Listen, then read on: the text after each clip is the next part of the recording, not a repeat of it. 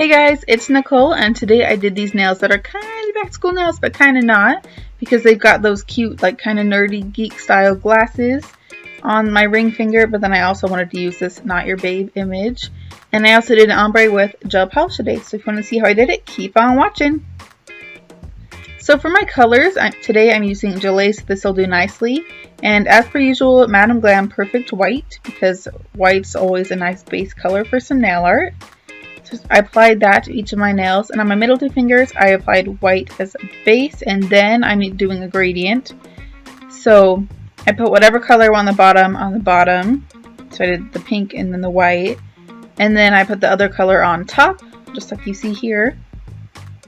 And next I just took a detail brush, and this one is a dry detail brush, and I just went horizontally with the brush with some strokes to kind of blend it out and make it a little bit of an ombre effect.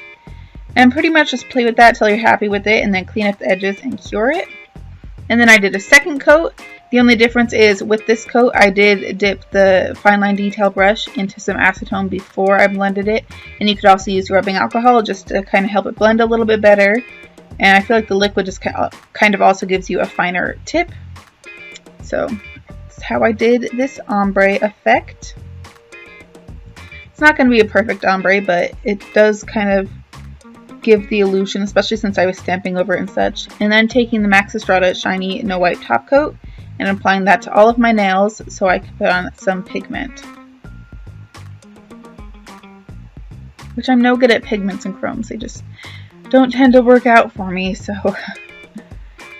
Okay, so I'm using Luxa Polish White Chrome and their normal chrome on Twinkled T's silicone applicator tool. So I started off with the white chrome just because it's the lighter one. And I put that on my gradient nails, which kind of helps blend the gradient together a little bit more.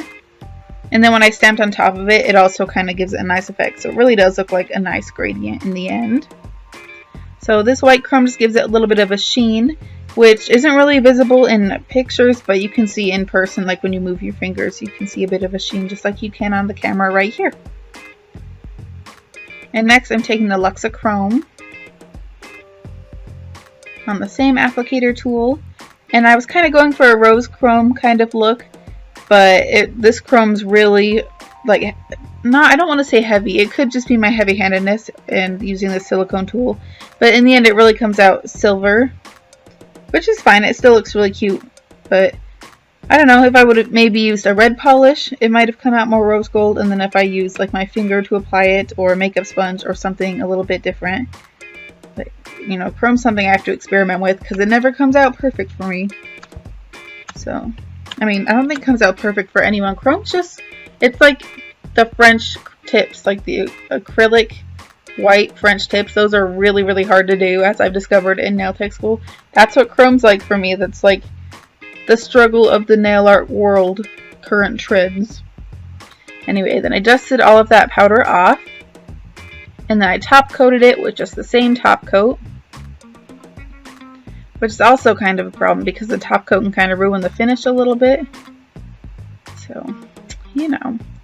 And then I went in with a second coat just of the chrome because the white chrome already had that sheen and didn't need a second layer, so I just let that one alone. So I just applied some more chrome to kind of try and make sure everything is coated and there's not many missing spots. And then I finished it off the same way, just took a fan brush and tried to dust off the extra pigment. And then I took liquid latex and put that around my ring finger because I am stamping a full image onto this finger, and so I didn't want to have a ton of extra cleanup, especially since I'm using black polish.